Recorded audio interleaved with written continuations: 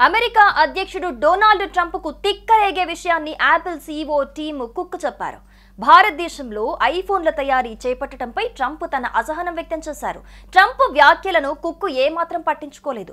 అమెరికాలో ఈ ఏడాది సెకండ్ క్వార్టర్లో అమ్ముడుపోయిన ఐఫోన్లలో మెజార్టీ ఫోన్లు భారత్లో తయారైనవేనని ట్రంప్ ముందే కుండబద్దలు కొట్టేశారు.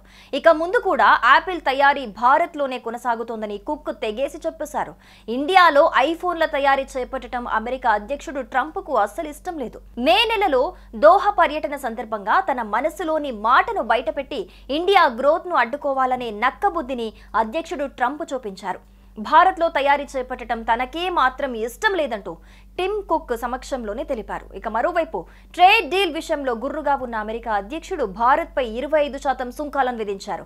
అయితే అందులో స్మార్ట్ ఫోన్లు, కంప్యూటర్లు, ఎలక్ట్రానిక్ పరికరాలకు మినహాయింపించారు. దీంతో ప్రస్తుతానికి ఐఫోన్లపై టారిఫ్ ఎఫెక్ట్ లేదనే చెప్పాలి. అయితే రానున్న కాలంలో పరిస్థితి ఇలాగే ఉంటుందంటూ ఖచ్చితంగా చెప్పలేమని విశ్లేషకులు చెబుతున్నారు.